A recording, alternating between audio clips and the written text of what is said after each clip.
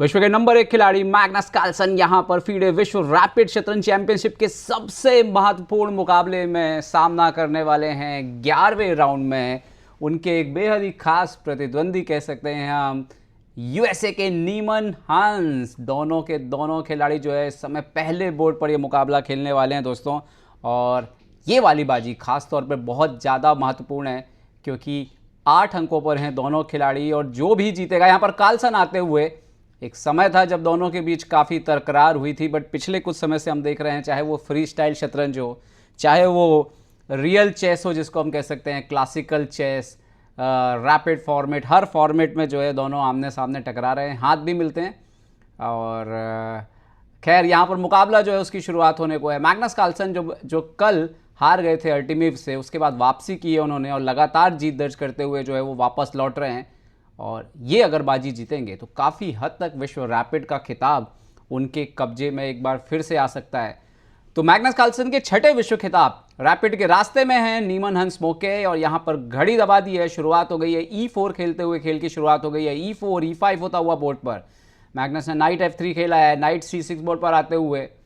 और मैग्नस यहाँ पर अपना ब्लेजर जो है उतारते हुए, तो ठंड की जगह यहाँ पर लग रहा है कि थोड़ी सी गर्मी जरूर बढ़ रही है माहौल में। Carlsen back to the board, देखते हैं कि अगली कौन सी चाल उनकी यहाँ पर होने वाली है।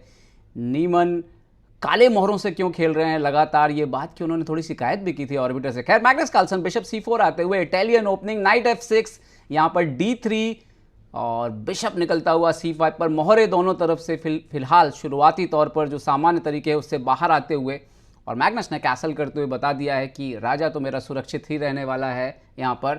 और अब देखते हैं कि नीमन अपने लाइट कलर के बिशप को कैसा प्रॉब्लम उसका सॉल्व करेंगे, कैसे गेम में लाएंगे। कैसल पहले करेंगे, कैसल पहले करेंगे। कैसल करते हुए यहाँ पर नीमन हंस मोके कैसल कर लिया है यहाँ पर उन्होंने।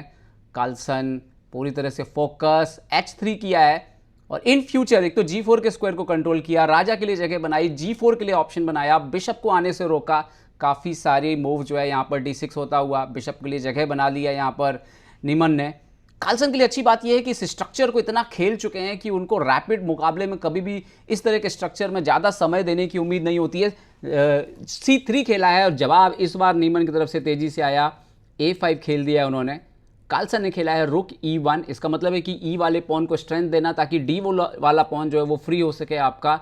यहाँ पर बिशप को पीछे खींच लिया है D4 आने से पहले ही, प्रोफिलेक्टिक खेलते हुए यहाँ पर नीमन हंस। नाइट BD2 अपने घोड़े को खेल में लाते हुए, नाइट आता हुआ यहाँ पर E7 पर। इसका मतलब है कि नाइट जो है जो नॉर्मल ट्रैवल करते हैं हम इटालियन में, F1 G3 और E7 G6, दोनों खिलाड़ी फिलहाल उसी को फॉलो करते हुए यहाँ पर कार्लसन ने नाइट F1 खेल दिया। और अगर आप इटालियन खेलते हैं तो ये सबसे कॉमन आइडिया होता है नाइट को इस्तेमाल करने का। नाइट G6 पर यहाँ पर आते हुए मैग्नस देखते हैं कि अगली चाल क्या खेलेंगे। अभी कार्लसन ने अपने बिशप को पीछे खींच लिया है B3 पर, क्योंकि आप यहाँ पर बिशप को जरूरत पड़ने पर C2 के डायगोनल में भी यूज़ करते हैं। यहाँ पर C6 खेल दिया है नीमन ने। अब D5 की भी तैयारी है, जरूरत पड़ने पर बिशप E6 भी आ सकता है यहाँ पर। कार्लसन ने खेल दिया D4। सफ़ेद मोहरों से जब आप खेलते हैं तो ये एडवांटेज आपके पास हमेशा होता है जहाँ पर आप सामने वाले को चुनौती देते हैं थोड़ा सा। और D5 यहाँ पर आते हुए नीमन की तरफ से फिलहाल पोजीशन लगभग बराबर, कोई आगे नहीं कोई पीछे नहीं। मैग्नस कार्लसन ने खेल दिया बिशप G5, आखिरी माइनर पीस बोर्ड पर आता हुआ। और अभी भी लाइट कलर का जो बिशप है नीमन उसके लिए रास्ता जरूर ढूंढेंगे। H6 करके नीमन ने सवाल पूछा मैग्नस के ऊंट से, कहाँ पर जाएंगे आप इस पोजीशन में, कहाँ पर रखेंगे आप इस ऊंट को। मैग्नस हमेशा यहाँ पर थोड़ा सा एडवांटेज भी होता है तो उसको लेने की कोशिश करते हैं। और यहाँ पर कार्लसन ने अपना बिशप जो है वो दे दिया है, bishop into F6, queen F6 आते हुए, लेकिन बदले में यहाँ पर उनको एक पॉन मिलने की संभावना है, पॉन इंटू D5। और क्या यहाँ पर डबल बिशप के लिए खेलना चाहेंगे यहाँ पर नीमन।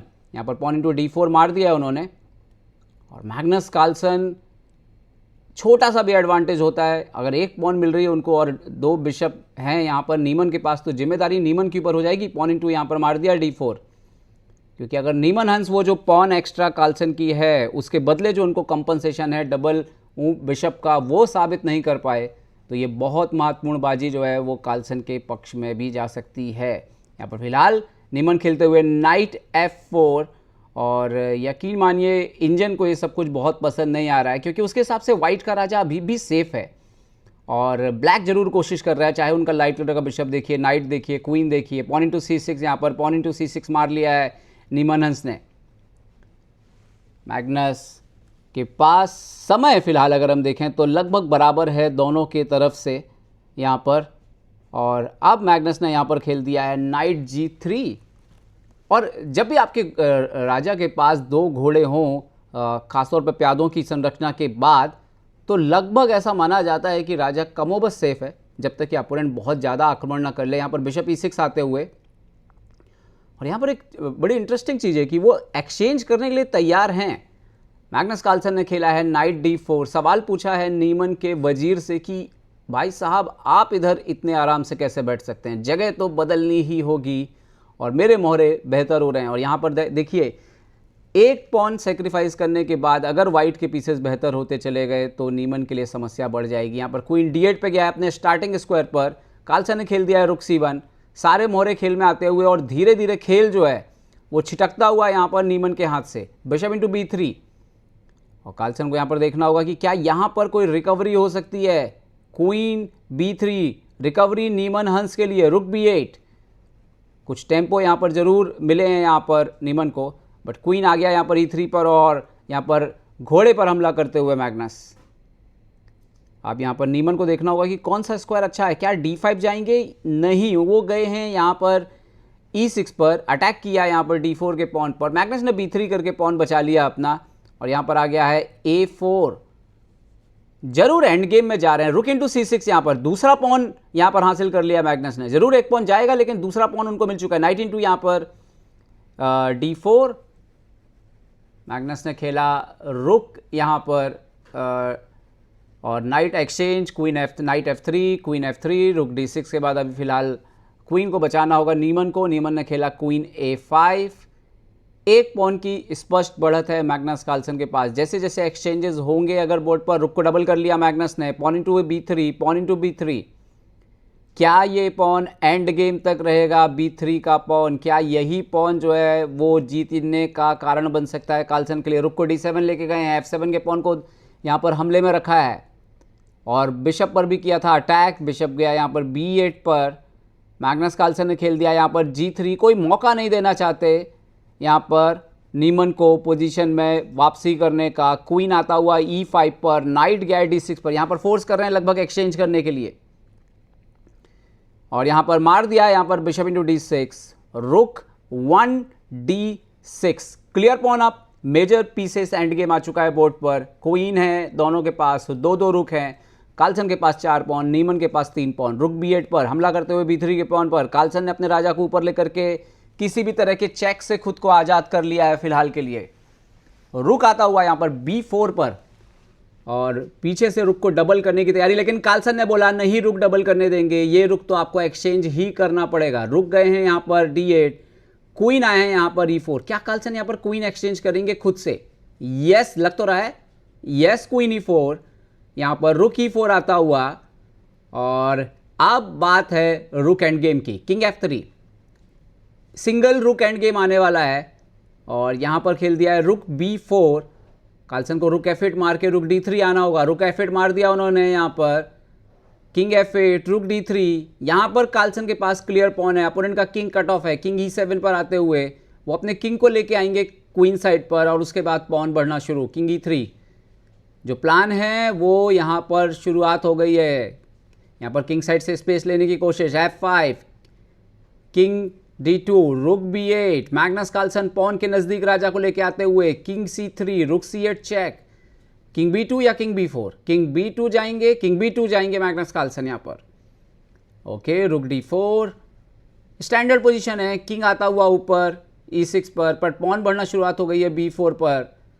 यहाँ पर खेल दिया है G5 नीमन ने, बट यकीन मानिए मैग्नस कार्लसन का ये जो रुक ने कट ऑफ काम किया है अपोनेंट के किंग को कट ऑफ करने का, उसके बाद बहुत मुश्किल है स्थिति को बचाना।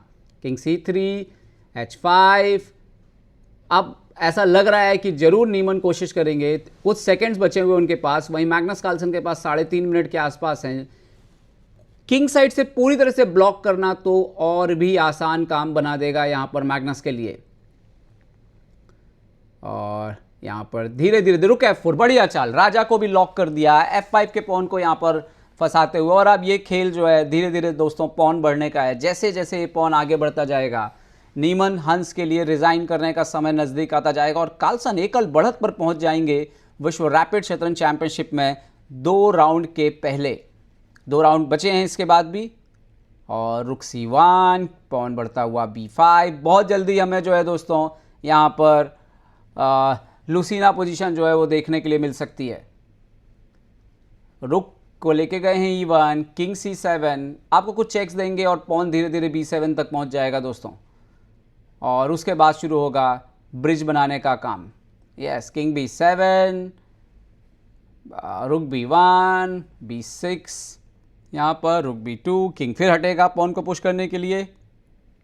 Yes, king C7। तो अगर आपने ये सॉल्व ना किया हो तो बिल्कुल आपके लिए सीखने का वक्त है कैसे आपको सिंगल पॉन के साथ जीत दर्ज करनी होती है। पॉन B7, यहाँ पर मुझे लगता है कभी भी रिजाइन आना चाहिए। यस, किंग को लेकर के आए हैं यहाँ पर E6 पर, यहाँ पर किंग C7, रुक चेक, किंग नीचे। आप बिल्कुल, अब आप देखिए कि एक और चेक आएगी, किंग आएगा यहाँ पर, जैसे अगली चेक आएगी किंग आएगा B5 और उसके बाद रुक बीच में आ जाएगा और पॉन जो है वो रुकेगा नहीं क्वीन बनने से। और देखते हैं कि नीमन कब तक इस मुकाबले को कंटिन्यू। हाथ मिलाते हुए नीमन यहाँ पर, और हार स्वीकार कर लिया उन्होंने। मैग्नस से हारना नीमन को कभी भी पसंद नहीं आता।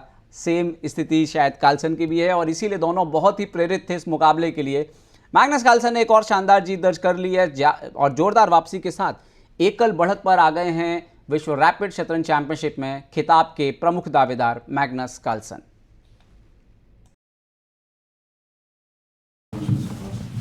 Thank you. Okay, Chess-based India, yeah, please. Congrats Magnus for your 6th rapid title. I have 2 questions. Question 1 is how satisfied you are after winning this title and how much you find yourself ready for now complete another double title for Blades. And another question is when you played against Artemiev, most of the tournament you played really nice and you find all the critical moments best moves. But against Artemiev, what exactly you miss after H6 or Queen C7? What exactly you miss in that tactics? Given that this is not a show for chess, maybe just be not too specific on all the details of that move, but yeah, go on. Yeah, sure. Yeah, I'm really looking forward to the Blitz, and nothing is known, but I'm really happy with the fact that there are 19 rounds now instead of 13. The more games you play, the better chances I have of getting a good result. Honestly, last time it felt like it was a little bit of a sprint, and everybody was kind of at the same scores, and I feel like now we're going to see. We're probably going to see some more favorites shine through, and hopefully I can be one of those. But I know that tomorrow is going to be very difficult. It's 13 games. It's going to decide a lot, and I'm just hoping that I can do well and at least not put myself in too big of a hole. In terms of what happened yesterday at the start, I was just not feeling good at all.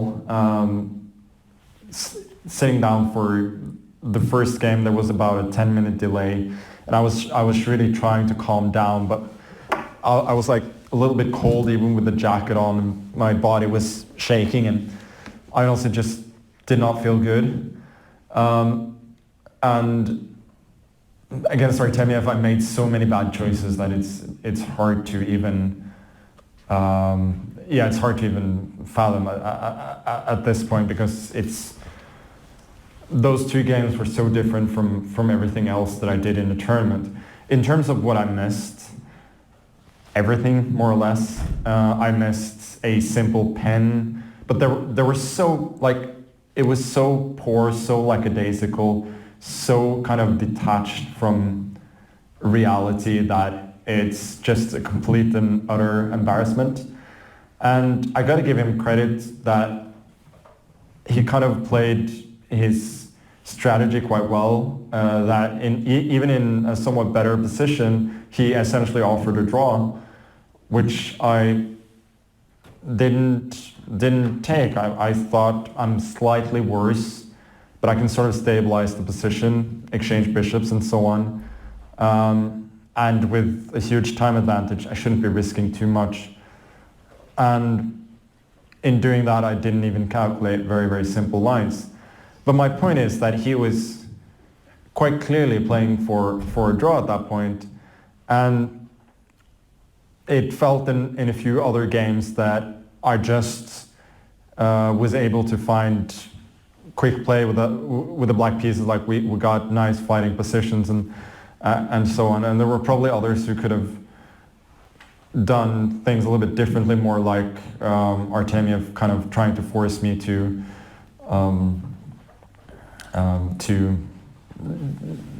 make bad decisions, like I did in that game. But yeah, it was incredibly poor. And looking back, I'm just happy that I managed to turn things around, because things could have really, really gone south after those two games that were just very, very different from everything else in the tournament. Thank you, Magnus. I'm just curious, Alexander, we just heard in this answer and a few previous ones from Magnus how he made a comeback from